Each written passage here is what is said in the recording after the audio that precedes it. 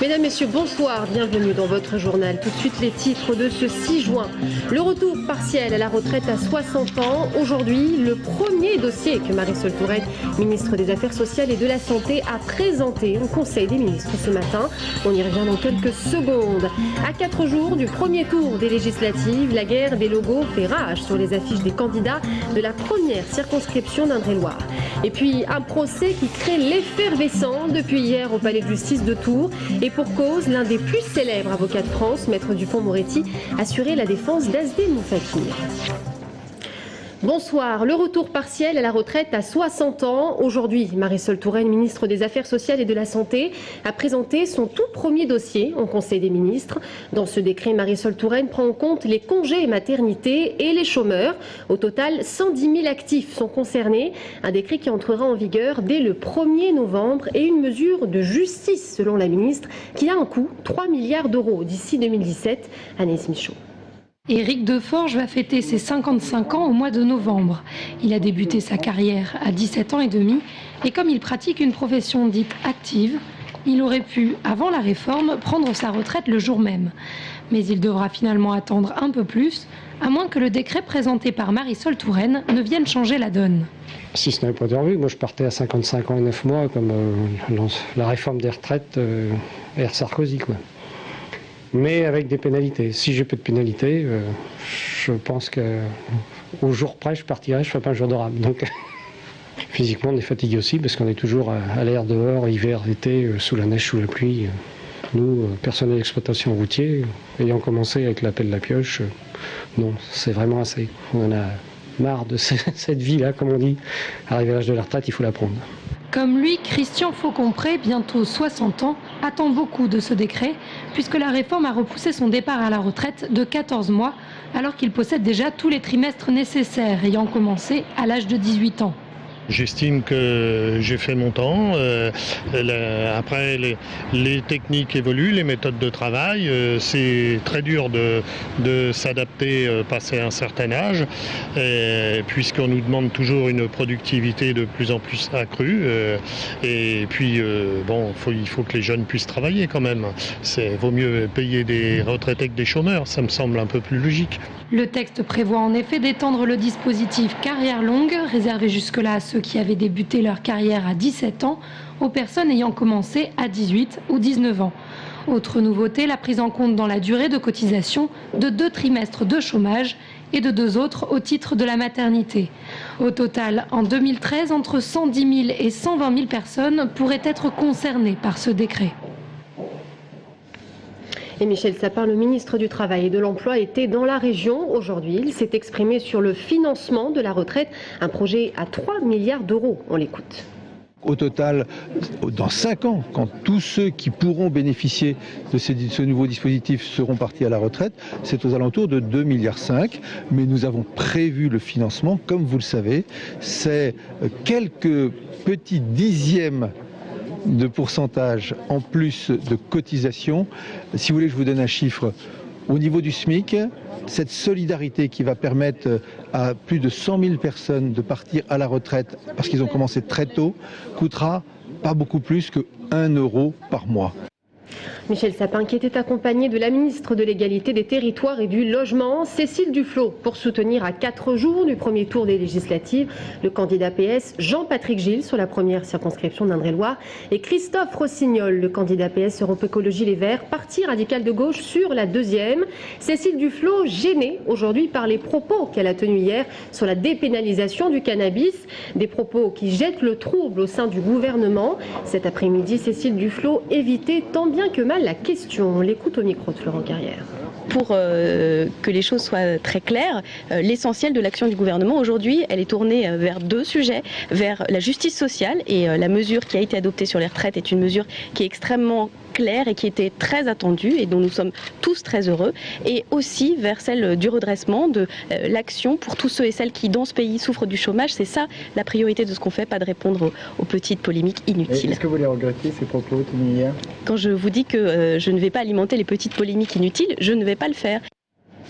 Et à 4 jours du premier tour des législatives, la guerre des logos sur les affiches des candidats Guillaume Pelletier et Christophe Boucher dans la première circonscription d'Indre-et-Loire ne faiblit pas. Entre l'UMP, le Nouveau Centre et le Parti radical, certains électeurs sont véritablement perdus. Christophe Boucher lui parle d'une escroquerie électorale. Plus d'explications avec Michael Briffaut.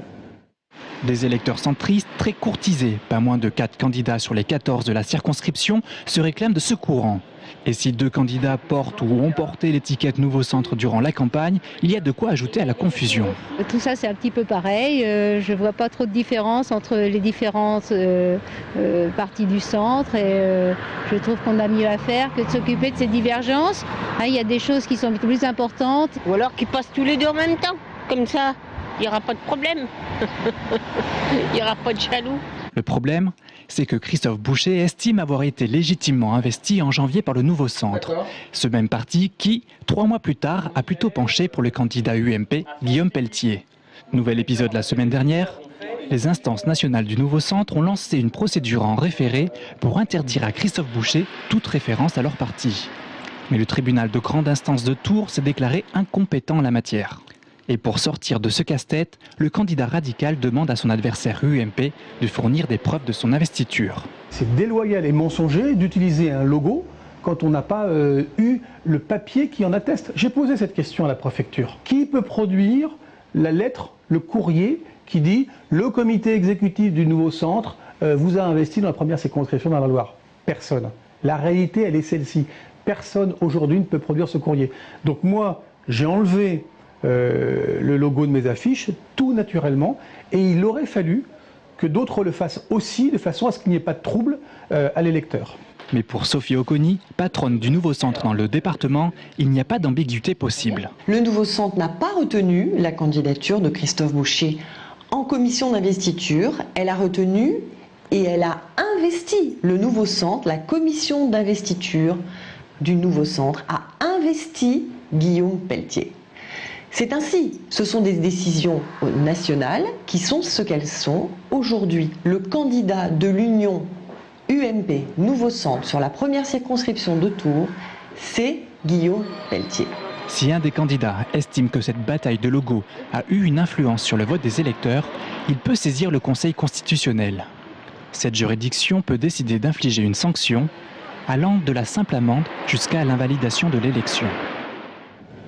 Et dans cette circonscription, voici l'ensemble des candidats. Regardez, par exemple, Anne Brunet, Lutte ouvrière, Nathalie Cornet, Alliance écologiste indépendante, Adrien Gommet, Parti des objecteurs de croissance et Caroline Larpan pour Europe Écologie. Et à présent, direction le Loir-et-Cher. Zoom ce soir sur la deuxième circonscription. 11 candidats sont en lice. Une circonscription qui a voté à droite lors de la présidentielle avec près de 30% pour Nicolas Sarkozy. L'UMP Patrice Lalande, député sortant, brigue un 5e mandat. Face à lui, Tania André, la candidate Parti Socialiste, Parti Radical de Gauche, et Tatiana Gabillas pour le Front National. Jérôme Alain. Patrice Martin-Lalande est le député sortant. En 2007, il était à 5 points de l'élection dès le premier tour. Une semaine plus tard, il l'emportait face au maire de Romorantin, Jeannie Lorjou, avec 55% des voix. Alors, à 4 jours du scrutin, Patrice Martin-Lalande se veut optimiste. Très bien. Le travail que j'ai fait, les relations que j'ai avec une bonne partie de la population me font être confiant dans le résultat de cette élection, mais je sais que ça n'est pas un dû et qu'il faut continuer à être un député actif, à l'écoute, avec ma suppléante qui a 36 ans. Et Patrice Martin-Lalande l'a annoncé, ces 10 et 17 juin, il brigue son dernier mandat. En 2017, Hélène Langlais, sa suppléante, serait candidate sur la circonscription.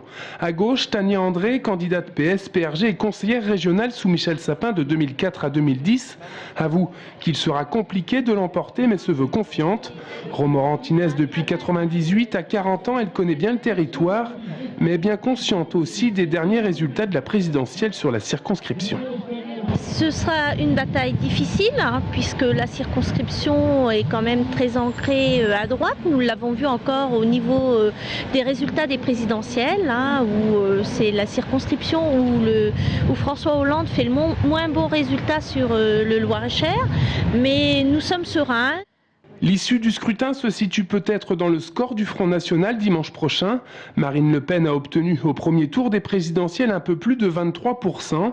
Tatiana Gabillas est consciente que le scrutin de dimanche ne se joue pas sur les mêmes enjeux, mais espère créer la surprise. Pendant les législatives, c'est toujours un petit peu moins, comme on sait, et surtout que la participation n'est peut-être pas la même. Mais on voit quand même que les gens ils sont très très motivés de venir voter et on espère effectivement avoir un très bon score et pourquoi pas la triangulaire. Une éventuelle triangulaire qui pourrait profiter à la candidate PS-PRG. Le dernier député de gauche de la circonscription avait été élu en 1988 et c'était à l'époque Jeannie Lorjou, maire de Romorantin. Et voyons tout de suite l'ensemble des candidats dans cette deuxième circonscription du Loir-et-Cher. Vous le voyez, Marilyn Ariti pour Debout la République, Jean-Luc Coupé, Alliance écologiste indépendante, François Dubois sans étiquette et Flavia Véry, gauche anticapitaliste. Et puis à la fin de ce journal, nous retrouverons le candidat du Parti socialiste sur la première circonscription d'Indre-et-Loire, le député sortant Jean-Patrick Gilles. Fin du mystère autour de Sylviane Hamon, celle que l'on surnomme la Madoff de Touraine, a été de nouveau interpellée à Saumur dans une congrégation religieuse où elle s'était réfugiée ces dernières semaines. Elle a été placée en détention provisoire à Orléans. Chez Fil Bleu, le répit aurait été de courte durée. Les agents seront de nouveau en grève dès samedi. Cette fois-ci, le conflit d'intérêts porte sur les négociations annuelles obligatoires, négociations qui portent sur le salaire et les effectifs. Et on en vient à ce procès en appel qui crée l'effervescence autour du palais de justice depuis hier. Un célèbre avocat, Maître Dupont-Moretti, assure la défense d'Azdé Moufakir, accusé de tentative de vol avec arme, séquestration et violence aggravée. Les faits remontent à 2005. Azdé Moufakir qui avait durant 7 heures séquestré un homme de 59 ans pour obtenir la combinaison de son coffre-fort. Le verdict est tombé cet après-midi. 12 ans de prison ferme. On écoute Maître Dupont-Moretti. C'est un verdict d'apaisement. C'est un verdict qui a été enfanté dans la douleur, mais finalement je pense que tout le monde est enfermé dans ce verdict, la partie civile et l'accusé d'ailleurs. On a assisté à quelque chose d'absolument exceptionnel, un grand moment judiciaire, c'est l'accusé, le condamné qui a serré la main à sa victime. Et ça veut dire que d'une certaine façon justice a été rendue. C'est rare et puis ça a quelque chose d'humainement merveilleux. Et cette affaire, je vous le disais, a créé l'événement. Ils étaient nombreux à s'être déplacés pour écouter la plaidoirie de l'un des plus célèbres avocats de France. Regardez. Il habite l'affaire, il prend tout. Son client, sa personnalité, sa famille aussi, il a beaucoup parlé de sa famille, de sa femme. C'est impressionnant comment il s'investit dans l'affaire, je pense que c'est ça. Et puis après, il a des qualités rhétoriques incroyables, quoi. Quand il parle, tout le monde est en haleine, tout le monde écoute, tout le monde se tait, il a une voix qui porte, c'est incroyable. Et on termine cette édition avec du sport et le Grand Prix de la ville de Tours. Un vainqueur, Mathieu Desnoux, qui a largement mené cette course. Une course au rythme intensif. Une soixantaine de coureurs cyclistes a parcouru au total 82 km en bravant la pluie. Romain Delville. Sport gratuit pour les spectateurs, mais sport dépendant des conditions météo. Le Grand Prix de Tours a du coup attiré essentiellement des mordus derrière les barrières. Dans l'arène, la pluie a d'entrée de jeu nivelé les performances entre les meilleurs coureurs et les troisièmes catégories. Si on ne prend pas des virages assez rapides, à la relance, on perd du temps et puis on fait l'élastique. Et après, on fait l'élastique pendant 10 minutes et puis après on se fait lâcher. Tandis que Mathieu Desnoux remporte prime sur prime, Jean-Marc Élisian évoque les courses cyclistes d'antan, la culture du vélo avec Jean-Pierre Danguillaume. C'est 7 étapes du Tour de France dans la poche et des anecdotes à n'en plus finir. Et avec mon frère Jean-Louis, on aimait des critériums comme ça. Et je peux vous dire qu'on était prêts, on sortait jamais des 15 premiers. Et on en a gagné un paquet quand même. Jean-Louis a gagné le prix de la ville de Tours avant moi. Moi je l'ai gagné en 69. On gagnait Saint-Pierre-des-Corps, il y avait la Richelieu-Martine, il y avait des belles épreuves en critérium. Mais pour être complet, pour être un coureur cycliste, il faut être bien partout. Au final, le plus primé du Grand Prix de la ville de Tours en est aussi le vainqueur. Mathieu Desnoux, ancien coureur du club Saint-Cyr Tours, aujourd'hui en première catégorie à Nogent, a joué l'opportunisme et ça a payé. Il y a eu une prime à un tour de l'arrivée, alors j'ai fait la prime à bloc, et le dernier virage aussi. Et à la sortie du virage, j'ai vu que j'avais 15-20 mètres et j'ai tout donné jusqu'à la ligne, quoi. À noter aussi la belle performance d'Émeric Marquet. Le sociétaire du club de Sainte-Maure finit meilleur de la 3e catégorie, devant le premier de la catégorie du dessus, excusez du peu. Et c'est ainsi que se termine notre journal. Dans un instant, restez avec nous.